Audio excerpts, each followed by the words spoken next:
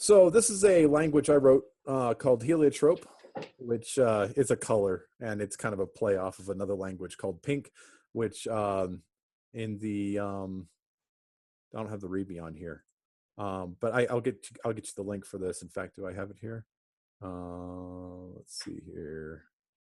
This is it here. So yeah, here on GitHub, you can go to Halgari Heliotrope, and we have links to Pink and the paper that describes this. But the basic idea here, and let's go back to the code, is that like any Lisp, this is a Lisp. If you eval a value like normal, you get the result. So 1 eval returns 1, test returns test, so on and so forth. Just like anything else, if you eval if is true, then we return the first branch, false is true, we return the second. So this is where the stuff gets really fun.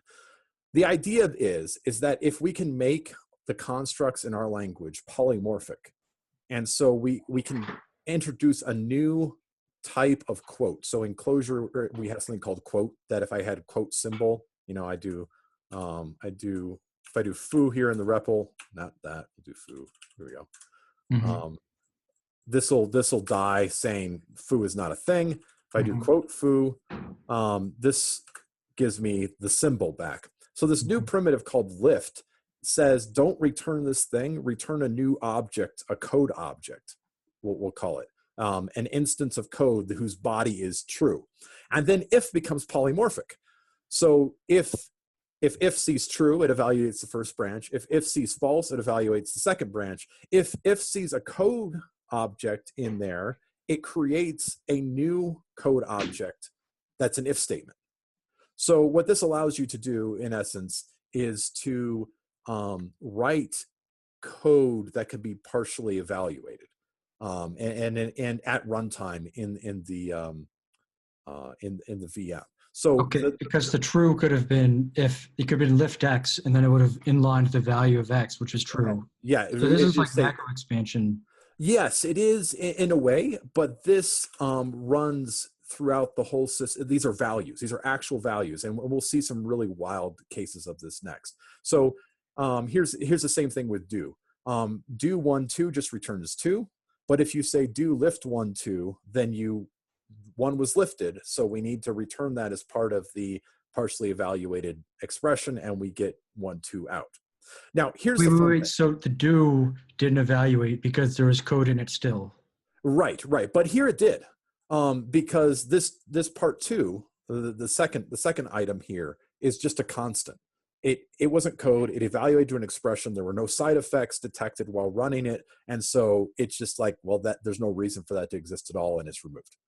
Now, this is more or less what Pink and some other languages did. What I did is I took this a step further and said, let's add to this language F expressions, which are like macros, but they're functions.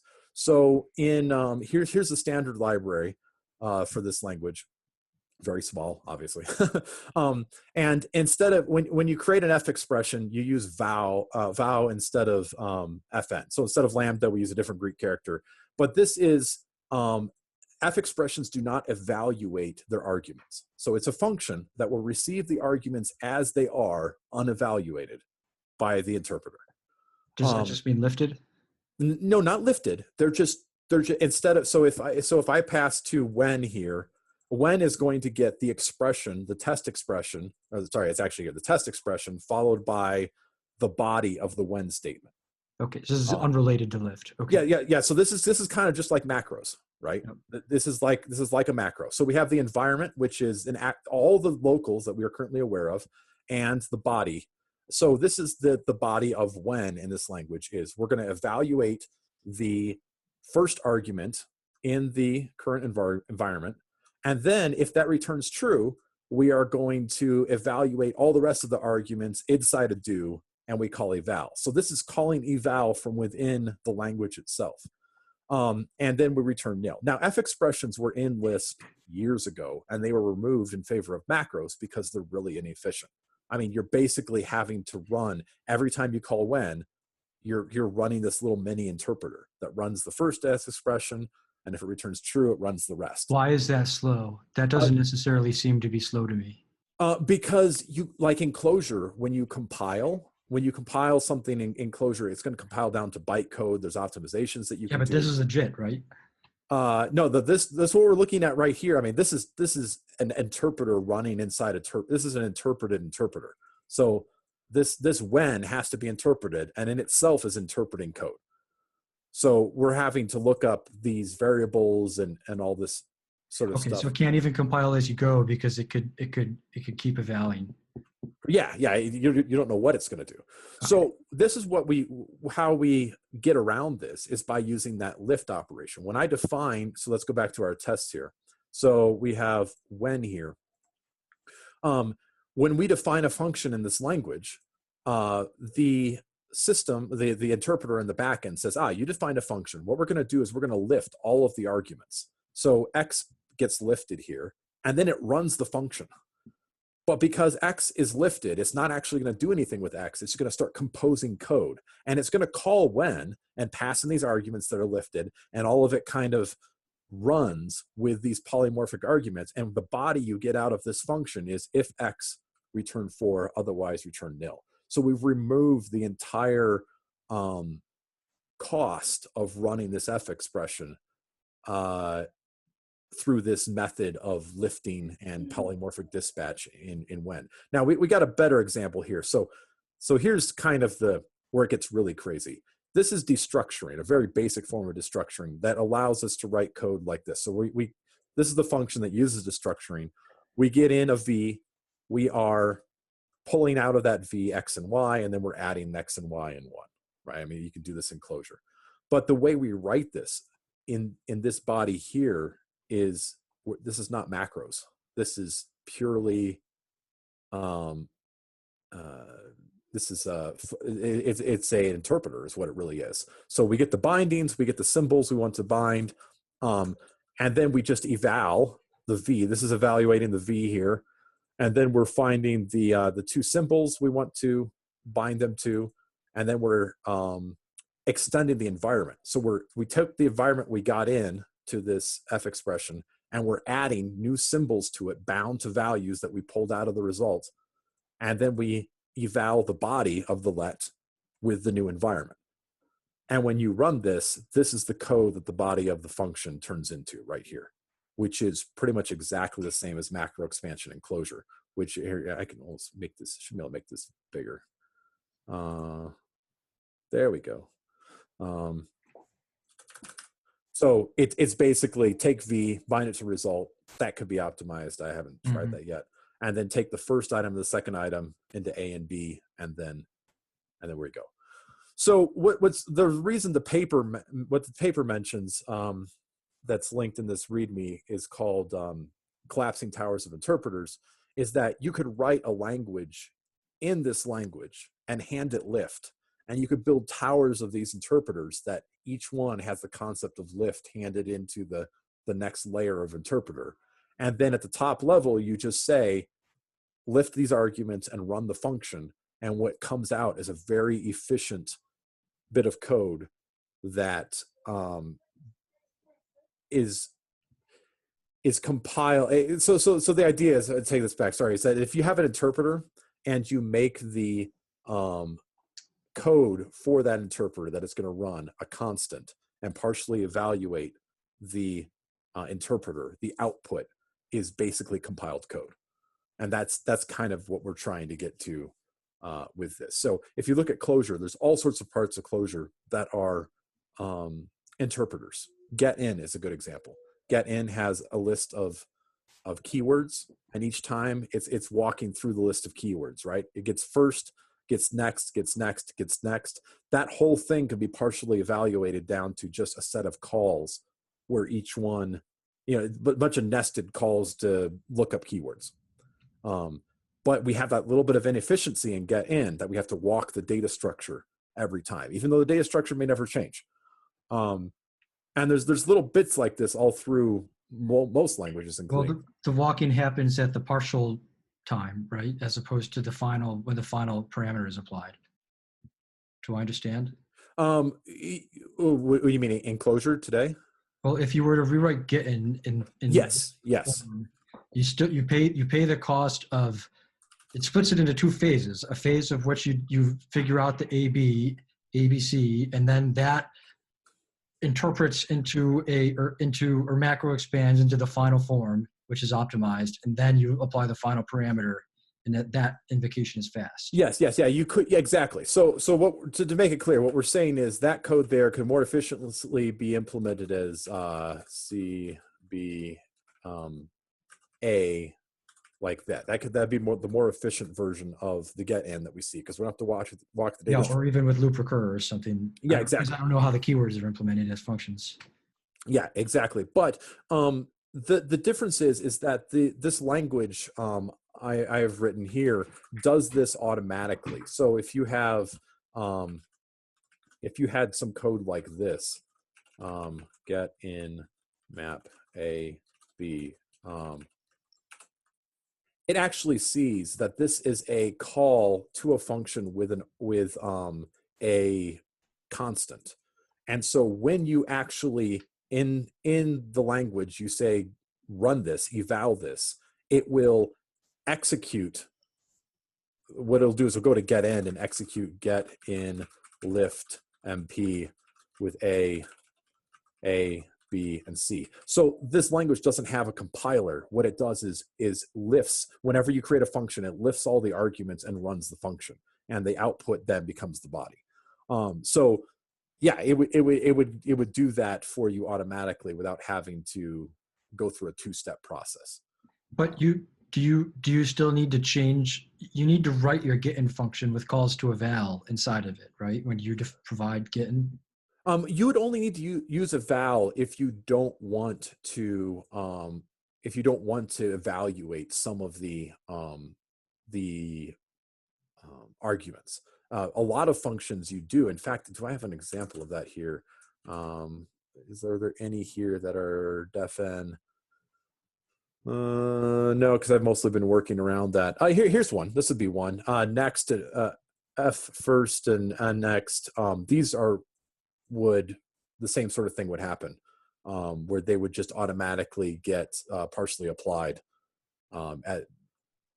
just because the system detects that you are calling one of them with a constant. Now, what's interesting about this for Clojure, though, is that even this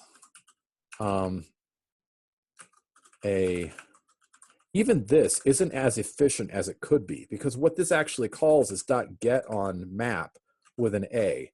And if you knew the type of the map, you would know that one of the first things you need to do is get the hash code of A. So really what this should be is get with code MP and then hash of A with an A. So in a system where you implemented all the data structures in this format, even this hash of A would get in line to whatever the hash code is for A. So and this just keeps going and going and going to the point where like a soc with A of X, it could auto detect that you're handing in an empty map, which would tell it exactly where A needs to go inside the associative array. And so what this whole thing basically turns into is an array copy followed by a put into the array. And that's it. You just removed a whole bunch of polymorphic calls and a whole bunch of stuff for this one case right here of adding a single item to a constant hash map. Right. So it's like a super optimizer where you write your program and then it remains as a function of a couple parameters, and it pre-inlines everything possible. Yeah. Well, how is this different than a C compiler today? A C compiler basically does this. It's just not as elegant in its mechanism.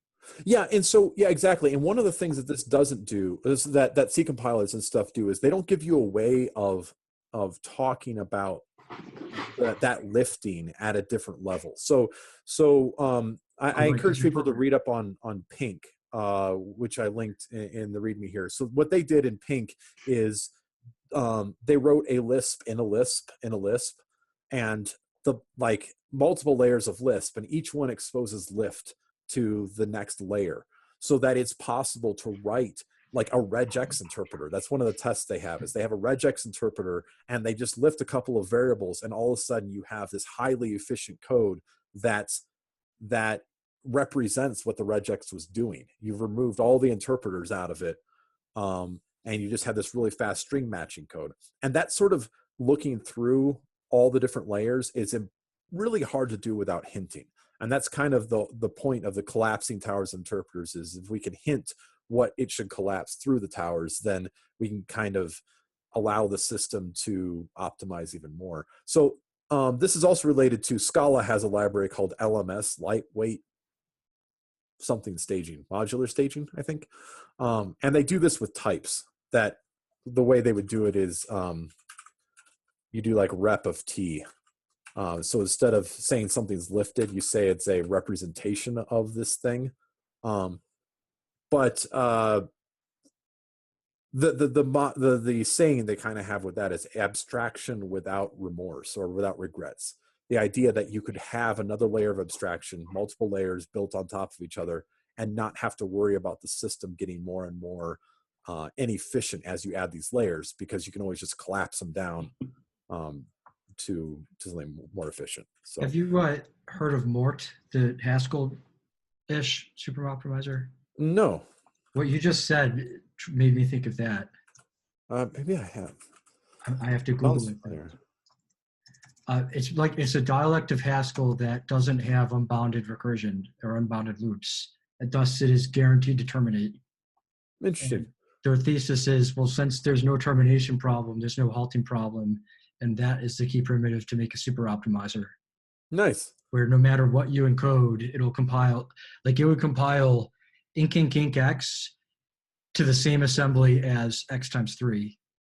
Nice. And you'd be able to test for equality on those two functions.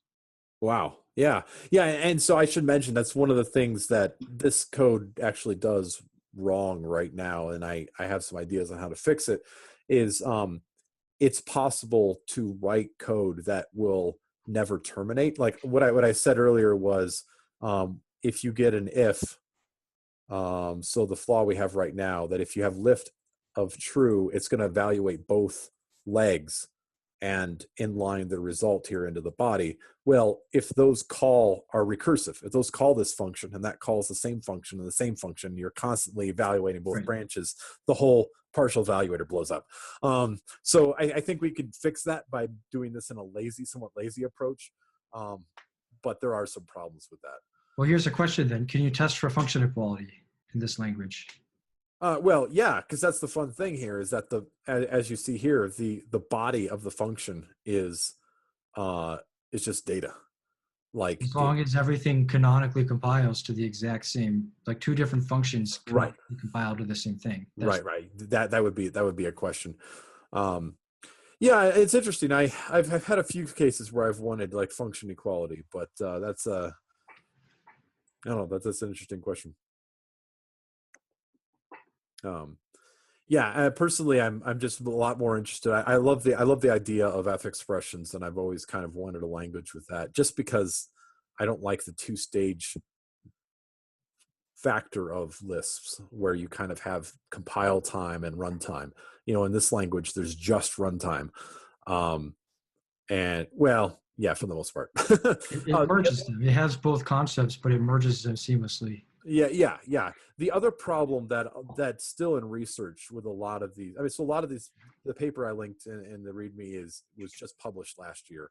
So a lot of the stuff is fairly new. One of the questions is how you hook JITs into this. So in the example here, what if I change the definition of when? Well, I've already partially evaluated this function to be if. What if I completely change the implementation of when? It should go back and recompile the bodies of all the functions and really, kind of, that should ripple through the whole system. So you want like it to react to updates? Yeah. That do you need that? Well, for it's REPL. funny how often, REPLs, right? It's fun to say we don't, and then it's like, oh yeah, but you don't have a REPL anymore. You can't go in and just redef something. Or if you do, we have this problem in Clojure right now, that if you redef a global, it doesn't always change in all the places that it's used.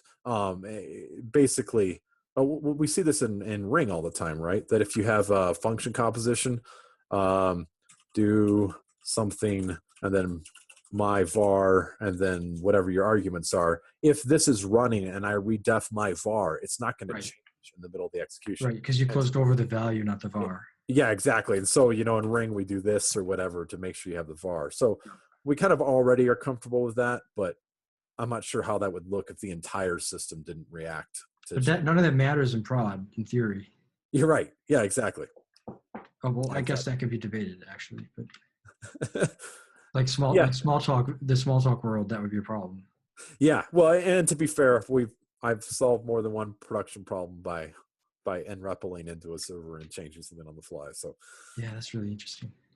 One thing I see that's not solved is the idea of reactivity and spreadsheet-like data flows, except for like I would love to see. I don't have an answer, but I would love to see a language that like just built that into the language, such that all of my computations were reactive. I don't know that that's possible to do. yeah, it's an interesting problem, especially when you get to. So that was the thing I always said about what was it? Light table. The whole idea of, I write an expression and the result pops up over here in my editor. That's great until, my code here sums 10 million rows. Right.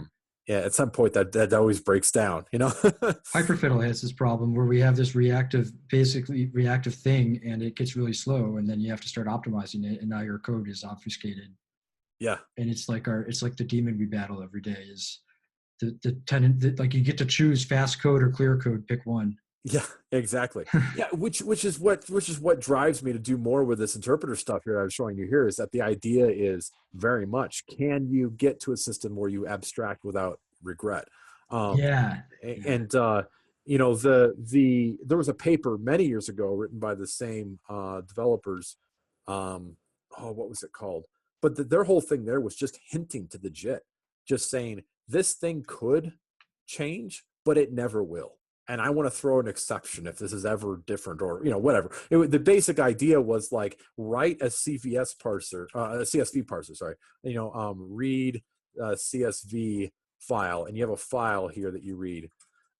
Why can't that read the first header, get the names of all the columns, compile that down to a specialized reader? Like if you're going to dispatch, here's an int reader, string reader, dollar reader or whatever, you should be able to compile a specialized function at runtime that reads just that file. And they had a system that would do that, where it would read the first thing and then lift everything, lift the arguments in such a way that that the types of the columns were considered constant, compile a special function, and then run that. So yeah, I think those sort of facilities would be awesome to have. Even because we do this stuff in Clojure all the time. I mean, we interpret over data structures. It's all data driven, right? We interpret these data structures. We write many interpreters and that sort of thing. And it would be nice if those could just automatically be a little more efficient. Does this language, can you show me again the first test you showed me where you introduced lift and eval? Maybe it was the second test. Yeah, in fact, how do I get a REPL here? We can view, where's my REPL? Here we go. Okay, here we go. So yeah, we have, so we can even we should be able to do this eval. So if lift x, 1, 2, well. So how much of Clojure would have to be, like how much of Gittin would have to be rewritten in terms of lift and eval? None of it really. In fact, we could probably because lift is like your macro hook. Yeah, well, yeah. Technically, the F expression is the macro hook. So, but doesn't your code now have to distinguish between compile time and runtime, essentially? No, not necessarily, because when you create the function itself, you are it's compiling the body when you define the function. So if we have map and we have path, so this is something like if seek path. So if we have anything left on path, then what we're going to do is return, how does this work now? What is it? Get in map first of path followed by, so we're getting that, and then we're going to call, no, this is next to path. Sorry, real quick. Yeah. Next. Yeah, this is okay. This is fun. And now we're here. We're going to do get out of the map the first of path. There we go. Yeah. Okay. And then here, this is just map. So if we have nothing left, that's it.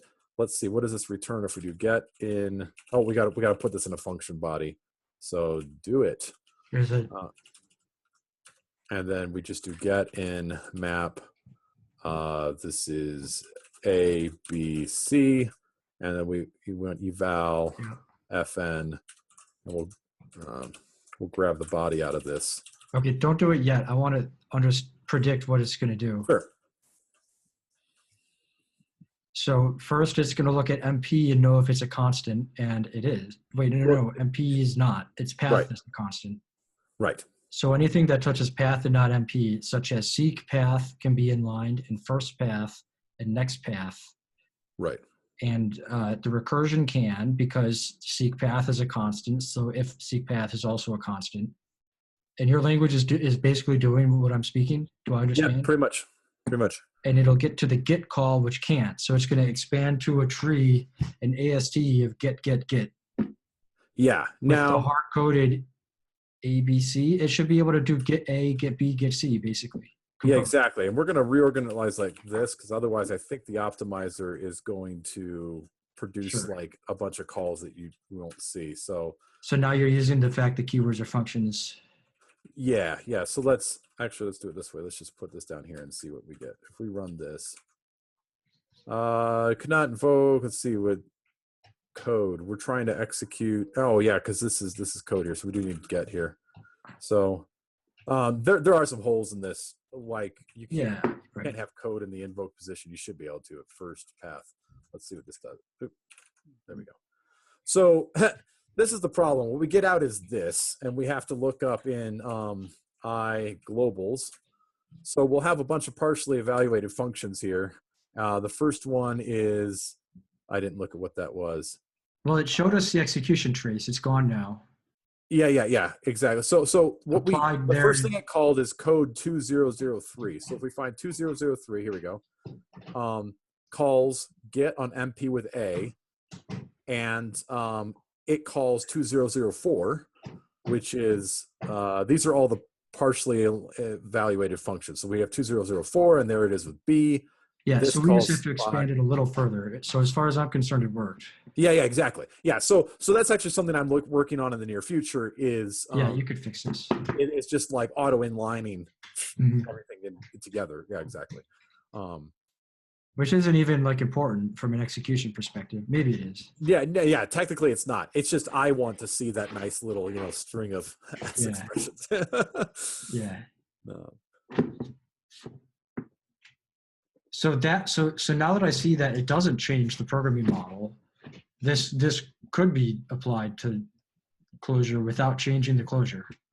Yeah, so the one thing you have to do and I've tried to write this stuff in Clojure. I mean, you could do it somewhat in Clojure. The thing you really stops it from working well is you have to have the low-level constructs be aware of code. So MP here is not a constant, and so it has to know that, this get has to know that MP is not a constant, because we don't want to call get on a code object. In fact, if we do that, because lift is a function here. So if we have 42 or something like that, this just responds that, well, it should respond with something actually about, because get, thanks Clojure. Get is polymorphic on, returns nil for anything that's not what hash map. So you'd have to provide new implementation of basically all of Clojure core. Yeah, exactly. Yeah. And if the effects are different here too, effects that compile time, you just can't do that. Yeah, so that's the other thing. So the other weird thing this does, which is kind of cool, is so the thing I described earlier with the language F is we do capture effects in this language. So we know that println is an effect. So it will not, as you see here, was that? How do you know? Well, so when I added println to the language, I marked it as this is the side affecting function. If you're writing your own VM, there'd be better ways of doing this. But basically, when it's partially evaluating the functions, it captures all effects and turns them off. And basically, when you call an effect, it returns it instead of running the effect, it inlines what would call the effect. So it makes sure that this is code. This will evaluate to code. And so if we look at the body here of what was that? Basically, it's delayed the here we see that here. I think that makes sense. Yeah, it'll run the effect. It compiles the effect into it, and it'll run it at execution time. Right. Exactly. And so it doesn't run it during the partial evaluation, which is very critical. Before we added that in, you'd run this and you just get all these printlns from from the partial evaluation happening, because this should be pure, except that println isn't pure. That's clever.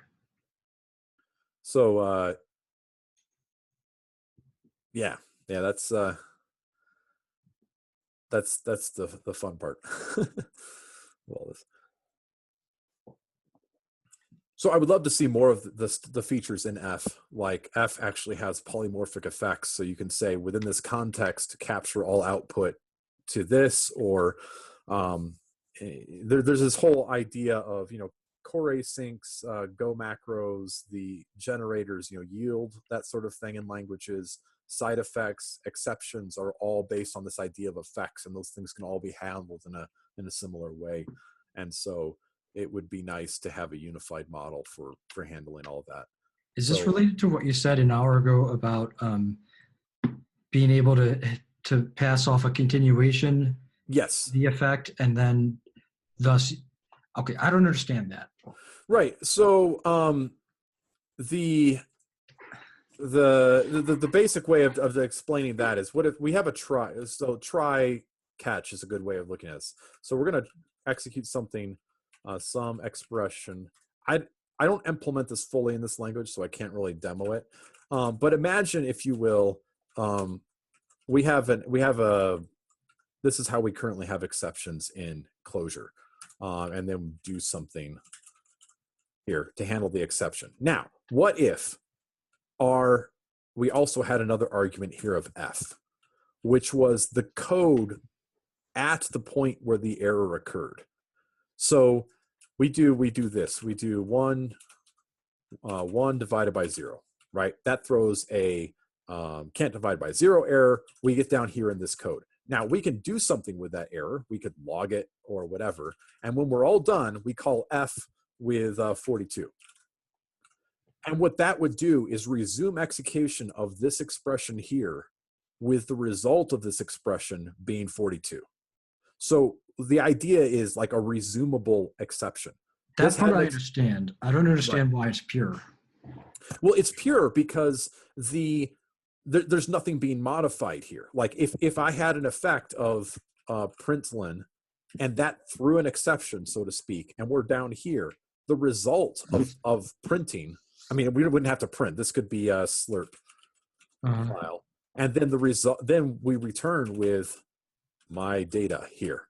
No IO has happened at all. It could have, but we didn't allow any IO here. We simulated it. We basically stubbed out the IO at this point, and that would allow us to test. Or in the case of this code up here, that would allow us to say, no, what you're going to return is lift of my data.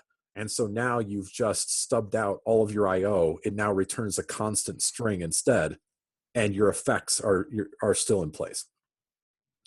Or this could even return, lift of. So this is what the interpreter currently does, is that it returns a new code object that kicks all of this into partial evaluation mode, retains the effects for when they're run later on.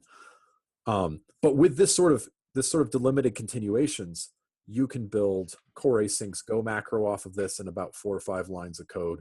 You can build generators where you have, yield 1, yield 2, and that turns into a seek.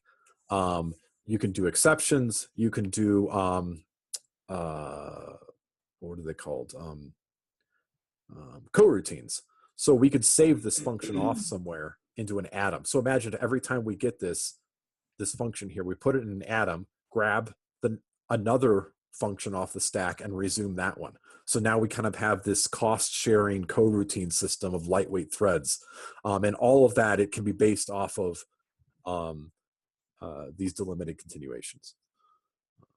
So for me, it was more about, you know what? I want to capture IO while doing this interpreter. This is a really neat way of doing that. And because it's all functional, it works really well with that idea of building up expressions by lifting code here and there. That's cool. What do you see as applications of this? I know we discussed a super optimizer, and I know we just discussed implementation strategy of things like the core async macro. Yeah. So I'm not under any assumptions that this would be anything that, it would solve some problems, mostly in the fact of I want to stop writing interpreters. Like in a lot of, I want to keep writing interpreters. I want to stop writing compilers. I want to be able to just write an interpreter for arbitrary data I have and say, now compile it. Here's my input. Give me a compiled function that's highly efficient. That's what I'd like to see the future be. But to be honest with you, I look at Lisp right now and I don't see a lot of innovation. I see a lot of pragmatism in Clojure, and I would love to see more like futuristic thinking. And Clojure's not going to do this because it would be ridiculous too. The JVM doesn't allow you to do any of the stuff. I mean, what you're seeing here, there's a lot of tricks going on behind the scenes of trampolines and stuff to get tail calls and a bunch of other crap. But I look at it as like what, F expressions are something that existed decades ago. I would love to see that make a resurgence in an efficient way, which these towers of interpreter approach does allow. I like these effects systems. That's something that's just come out in the past decade. I would love to see a lot of these new concepts make it into a Lisp, where like everything in my code is pure. I don't have to use monads. I can get these great optimization features. I don't think any of that is something that's going to take off anytime soon. But I think it's something that we'll see more of, maybe a decade or two in the future. I don't know. Because what I kind of saying there is I look at Lisps and they all use the stack the same way. They may implement what are they called? The opposite of delimited continuations, which are full continuations, which are marginally useful. And then languages like Clojure, like Python, a lot of these languages just use a C stack. You call a frame, every time you call a function, you get a new frame. We don't have tail calls. We don't have any way to resume exceptions. This is all stuff that's just like, we just do it because everybody else does it. That's the way the JVM works. We're all locked into that. Well, what if the JVM wasn't great? What was that? Some things Clojure could target a different platform that didn't have those limitations, and you could have some of it back, which is where this would have applications. Yeah, but yeah, exactly. And I've actually thought of that sort of thing too. Could you do that? The question then becomes like, how much of what is Clojure? Let's get a little what's the word I'm looking for here? But at some point, if you change too much of it, is it Clojure? Well, the information model, I think you could implement this way, and that's my answer to the question of what is Clojure. It's the information model. Yeah. I think definitely. I think you could implement the Clojure way of programming and their view in this sort of thing. Absolutely. I'm not sure. I think Clojure also, with atoms and things like that, takes a a pragmatic approach towards effects. And so in a language like this, atoms would look a lot different. Atoms actually look a lot more like dynamic vars or something like that. In fact, that's something I haven't researched enough, is how you would implement atoms at all. Because if everything's immutable, you really can only talk between threads via message passing or something. It gets weird.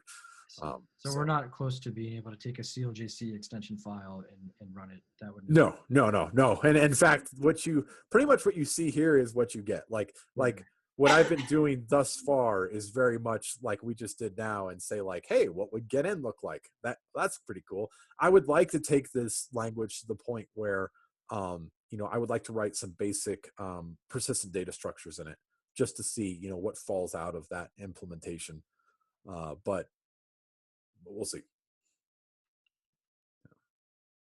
Cool. Well, here's what I'm going to do. I'm going to, how long is this? Oh, it's like long out of time, right? When you said, that like what you said an hour ago? I thought, oh crap. That doesn't matter. I'm going to transcribe this, and we're going to see what we come back with. And I'll take a pass at editing out like the beginning. Sure. Or unless it was interesting, or maybe there's two documents. No, I think a lot of it's just us talking. So yeah, right. Whatever works well. And I'll just send it to you, and then you can, do nothing or do a lot. I don't care. It's up to you. And then we'll post it somewhere. All right. Sounds good. All right, great. Cool. This is good to meet you. It's good to chat. Absolutely. Yeah. It seems like we've talked before, but anyway, it's been great. Good afternoon. Good afternoon to you too. I will see you around. All right. Thanks. Bye-bye.